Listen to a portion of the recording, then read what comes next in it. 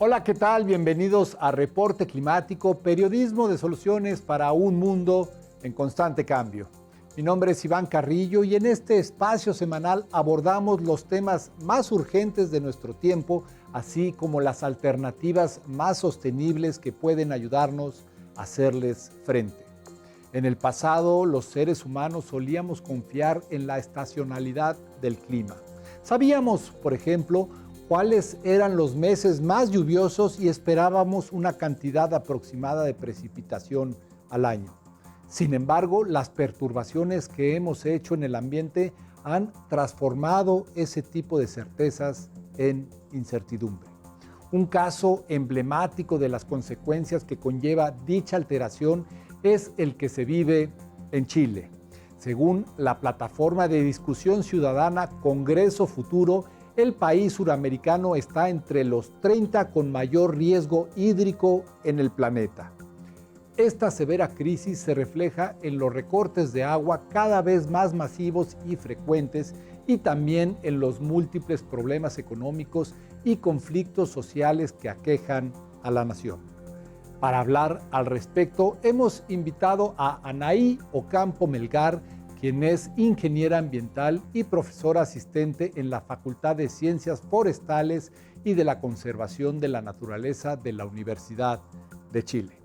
Conversaremos con ella después de echar un vistazo a lo más actual sobre el clima en el mundo. El Acuerdo de París establece la buena voluntad de 192 países más la Unión Europea para limitar el aumento de la temperatura global a 1.5 grados centígrados a finales de siglo y que el impacto del calentamiento global sea el mínimo posible. Sin embargo, nuevos reportes de la Agencia de la ONU para el Cambio Climático revelan que la suma de compromisos está dirigiendo al planeta a un incremento de 2.5 grados, lo cual traerá consecuencias catastróficas para la vida en la Tierra. Desde 2019, los expertos indicaron que frenar ese problema requería disminuir las emisiones de carbono en un 43% para 2030 respecto a los niveles de 2010, pero paradójicamente, los datos muestran un crecimiento de 10.6%. Simon Steele, secretario ejecutivo de la agencia, advirtió que todavía no estamos ni cerca de la escala y el ritmo de las reducciones de emisiones necesarias para ponernos en camino hacia un mundo de 1.5 grados centígrados. Y añadió que los gobiernos deben reforzar sus planes de acción climática y aplicarlos en los próximos 8 años. Los costos del cambio climático podrían ser mayores de lo que los economistas suelen calcular. Esto se debe a que sus proyecciones con frecuencia excluyen amenazas potencialmente devastadoras, pero difíciles de cuantificar, como el colapso de las corrientes de circulación oceánica o el aumento en el número y duración de las guerras. Así lo sugiere un reciente estudio publicado en la revista Nature. De acuerdo con los autores, los modelos económicos del cambio climático a menudo les dicen a las autoridades que solo presten atención a los resultados más probables. Eso equivale a asumir que no hay necesidad de que un país esté preparado para una posible pandemia solo porque se trata de un evento relativamente raro. Cuantificar los riesgos del cambio climático para las personas, las empresas y las naciones requiere una combinación desafiante de ciencia, biología, economía y otros campos. De lo contrario, seguiremos perdiendo oportunidades para hacerle frente a la crisis. La industria de la construcción emite cerca del 40% del dióxido de carbono global, informó AFP. Por ello, combatir el cambio climático implica que dicho sector se reinvente a través de una disminución drástica del cemento, un uso preferencial de materiales locales y el reciclaje. Estos son los consejos de Lina Godme, arquitecta franco-libanesa que copreside una asociación para la construcción en medios extremos. Ella asegura que la primera etapa para reducir la huella de carbono de la construcción es conservar lo que ya existe, no demoler, y al mismo tiempo centrarse en la renovación energética para reducir el consumo de los edificios y convertirlos en bioclimáticos. Ejemplo de ello es lo que ha sucedido en Beirut desde la explosión de 2020. La ciudad apenas tiene 1 hora de electricidad al día, así que los edificios cuentan ahora con paneles solares. Esta especie de independencia energética forzosa podría convertir a Beirut en un terreno precursor y un ejemplo de lo que sucedería si la sociedad actual, que depende enormemente del petróleo, colapsa a causa del cambio climático. Al ver a Chile en un mapa, de inmediato llama la atención. Con 4.300 kilómetros de longitud de norte a sur, es uno de los países más alargados del mundo y, sin duda, el más angosto, pues de este a oeste mide tan solo 180 kilómetros. Recorrer esas distancias conduciendo un auto sin parar tomaría 2.5 días y menos de 3 horas, respectivamente. Antes, Chile era presentado como un país isla. No obstante, en la actualidad, se define como un país tricontinental. La primera de sus 3 zonas geográficas consiste en el Chile continental, un territorio en América del Sur flanqueado por la cordillera de los Andes y el Océano Pacífico. En segundo lugar, está la zona del Chile insular, cuyo elemento más alejado de la costa americana es Rapa Nui, o Isla de Pascua, que forma parte de Oceanía. Por último, hay una región de poco más de 1 millón de kilómetros cuadrados en la Antártida, sobre la que Chile reclama soberanía, prolongando su frontera meridional hasta el Polo Sur. Sin embargo, dicha posesión está suspendida según el Tratado Antártico. Es innegable que la mayor porción de Chile está dominada por la presencia de los Andes y por su extenso litoral. Asimismo, el escaso trecho entre las montañas y el mar ha marcado su situación de país eminentemente marítimo, tanto en el sentido cultural como económico. Existen otras 2 unidades que destacan en el relieve chileno. Por un lado, desde el norte del país hasta el puerto Montt, se encuentra la depresión intermedia. Y por el otro lado está la cordillera de la costa, con una altitud máxima que en algunos tramos sobrepasa los 2.000 metros. Todas estas características derivan en un mosaico de paisajes que equivalen a cruzar Europa desde el punto más septentrional de Noruega hasta más allá del límite sur de España, pero dentro de un mismo país. Es tal la diversidad que tan solo en Atacama hay sitios donde jamás se han registrado lluvias y otros en los que las precipitaciones esporádicas dan origen a una explosión de flores durante la primavera. Los rasgos geográficos de Chile también se traducen en una variedad climática que únicamente carece de los climas tropicales húmedos y que de norte a sur comienza con la aridez extrema del desierto más seco del mundo hasta los climas lluviosos fríos del extremo sur, pasando por los climas templados cálidos del centro del país. Este perfil está siendo alterado por el calentamiento global, fenómeno ante el cual Chile es altamente vulnerable, sobre todo porque sus principales actividades económicas tienen una gran dependencia del clima y el agua. Los efectos no se han hecho esperar. El país muestra ya una tendencia a un aumento de temperatura de 0.13 grados Celsius por década, déficits de lluvia que alcanzan el 23% anual, récords de olas de calor y erosión de sus costas debido a las marejadas. Se prevé que estos impactos aumenten en el futuro, incidiendo en la productividad agrícola chilena, los incendios forestales, las comunidades y la biodiversidad. De acuerdo con el estudio Escenarios Hídricos 2030, hoy en día el 76% de la superficie chilena sufre sequía, desertificación y degradación del suelo. Gran parte de la problemática se debe al cambio climático. Así es como este fenómeno global impacta al país. En términos generales, uno de los impactos más grandes que ya está identificado en Chile es el impacto de los glaciares, ¿no? Chile tiene a lo largo de toda su geografía la cordillera de los Andes y muchas de las cuencas dependen del agua, depende del deshielo durante el verano. Este abastecimiento a su vez depende del depósito de agua durante el invierno austral. El asunto es que últimamente no se ha acumulado suficiente agua montaña arriba para recargar a los glaciares.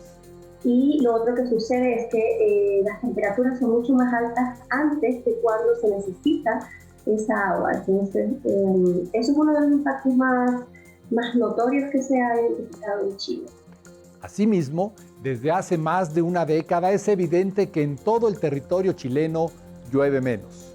La precipitación pluvial, especialmente en Chile central, es menor del promedio, incluso llega a ser en algunos casos 40-50% menos de lluvia de la que se esperaba en promedio.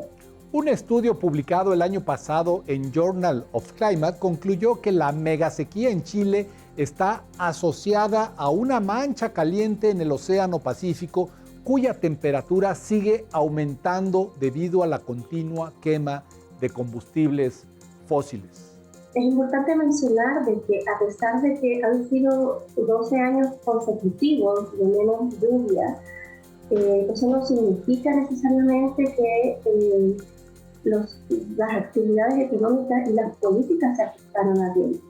Entonces, se siguió utilizando el agua que se requería, incluso en algunas regiones se aumentó la demanda y eso ha generado escasez.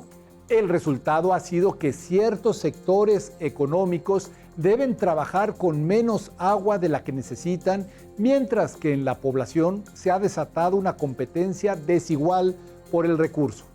Entonces, territorios en los que probablemente actividades económicas tenían mucha más capacidad de adaptarse a la cada vez menos precipitación, menos lluvia, han competido de manera desigual con otros sectores económicos o con la población que tiene sistemas, por ejemplo, de distribución de agua potable muy precarios y que dependen de la organización muchas veces voluntaria de vecinos que no tienen una capacidad técnica y económica para realizar tan difícil trabajo. En muchos sitios son los propios habitantes quienes, sin capacidad técnica ni económica, han tenido que resolver su acceso al agua. El mayor y más visible impacto de esta escasez hídrica ha sido la cada vez mayor dependencia de camiones aljibes, que se le llaman aquí, distribuyendo agua para el consumo humano.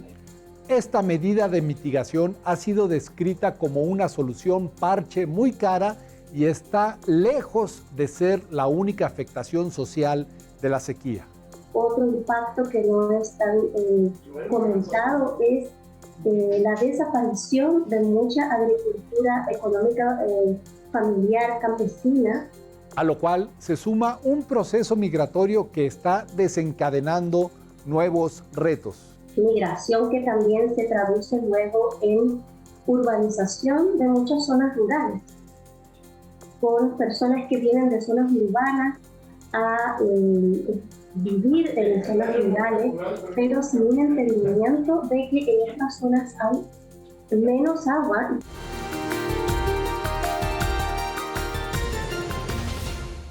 Numerosos factores naturales influyen en la crisis del agua en Chile.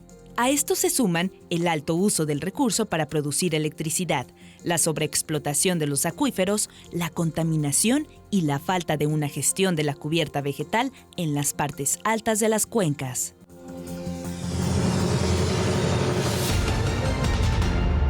La carencia de agua en Chile parece haber llegado para quedarse.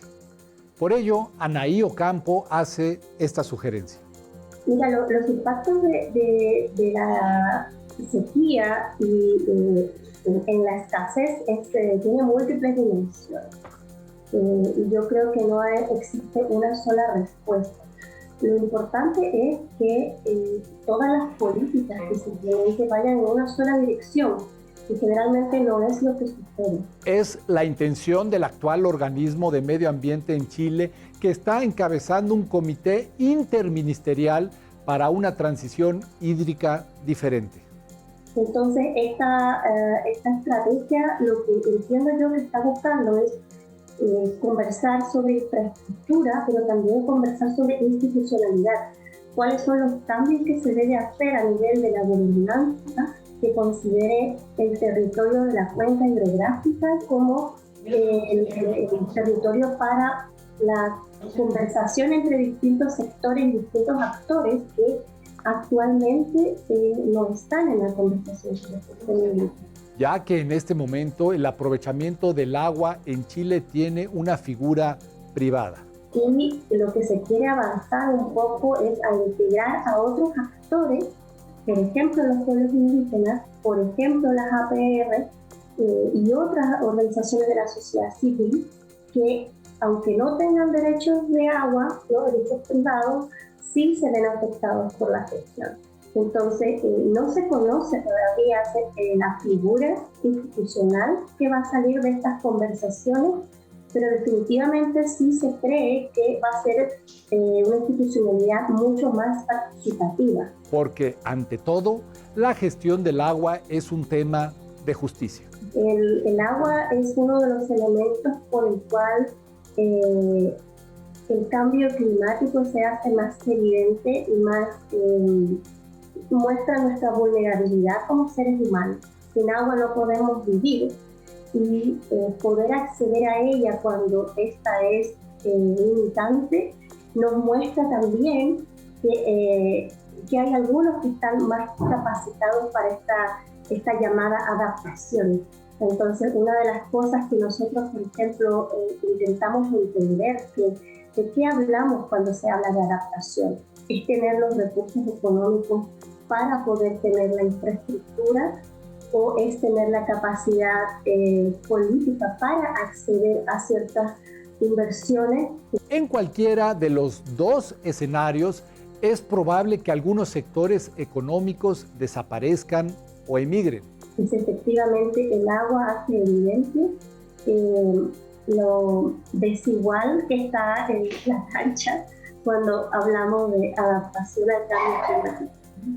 Desde la perspectiva de Anaí Ocampo, en este contexto el mayor desafío para Chile es convertir el agua de un bien privado a un recurso del bien común. ¿Cómo va a hacer Chile esta transición? ¿Cómo las organizaciones de usuarios y cómo los actuales propietarios de derechos de aprovechamiento de agua van a hacer esta transición ideológica, pero también en la práctica? Es uno de los grandes desafíos que todavía no tiene respuesta. Efectivamente no tiene, a pesar de que muchas organizaciones exigían que esto sea uno de los primeros cambios y más directos que tenga la Constitución, lo que quedó finalmente no tiene un plazo fijo, sino que va a depender de una serie de artículos transitorios que tienen que salir después, entiendo yo, de la conversación ya en las cámaras de diputados. Pero cómo va a hacer ese cambio todavía es una incertidumbre para todos los sectores y para todas las personas que estudiamos la gestión del agua. En lo que se establecen esos acuerdos, Chile está implementando acciones que, si bien no son las más idóneas, sí amortiguan la espera rumbo a una adaptación hídrica efectiva. Hay un gran esfuerzo, por ejemplo, en implementar más plantas desalinizadoras, especialmente para aquellas actividades económicas que actualmente requieren el agua, por ejemplo, la minería.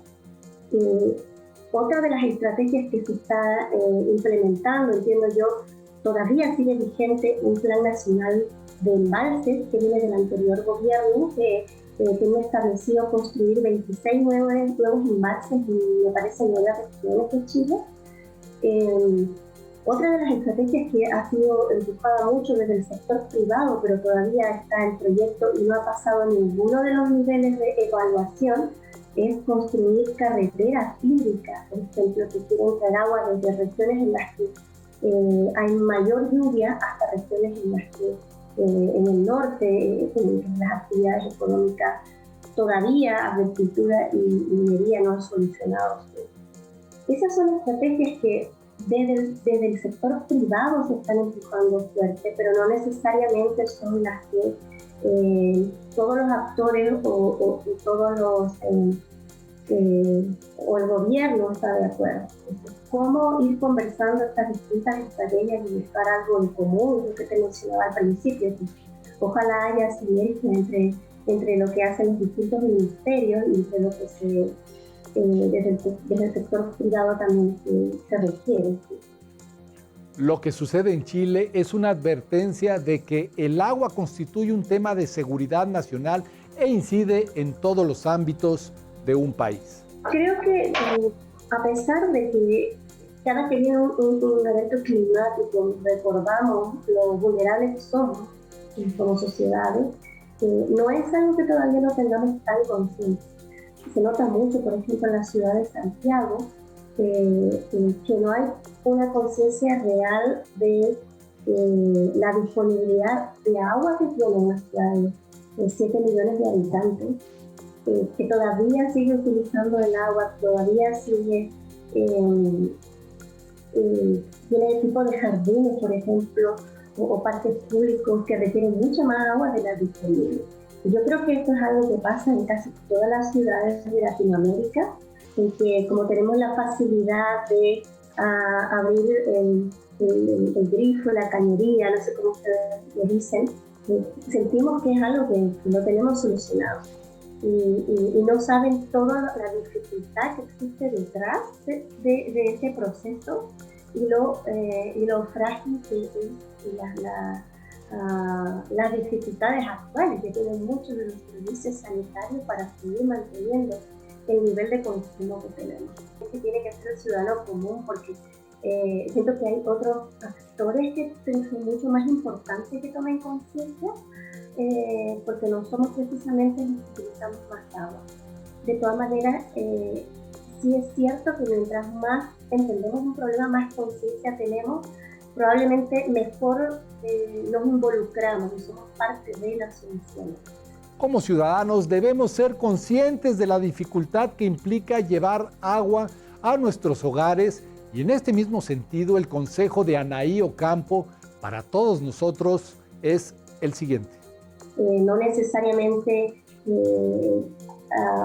cargándonos todo el problema en nuestros hombros, pero sí, por ejemplo, identificar qué de las acciones que nosotros hacemos tiene un impacto indirecto en otros sectores, involucrar con organizaciones que están apoyando a las dificultades que están sucediendo en las zonas rurales. La huella hídrica y el agua virtual es una metodología interesante para mostrar de manera muy gráfica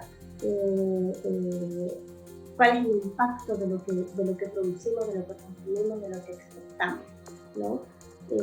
Si esto se podría convertir en una herramienta que cambie realmente la forma de actuar de las personas, no estoy segura porque llevamos muchos años con la huella de carbono y no sé realmente qué impacto ha generado, ¿no? Recuerdo durante la pandemia las conversaciones de nosotros mismos, los académicos, respecto a ya no voy a congresos y he reducido tanto mi huella de carbono, pero en cuanto se abrió de nuevo, todos queremos ir a congresos y ver presencialmente a las personas, entonces tener estas como fórmulas mágicas para que los seres humanos dejemos de hacer lo que nos gusta es bien complicado, pero es una metodología de más información también. Muchas gracias por haber estado en Reporte Climático, periodismo de soluciones para un mundo en constante cambio. Yo soy Iván Carrillo y me dará mucho gusto encontrarme con ustedes la próxima semana. Hasta entonces.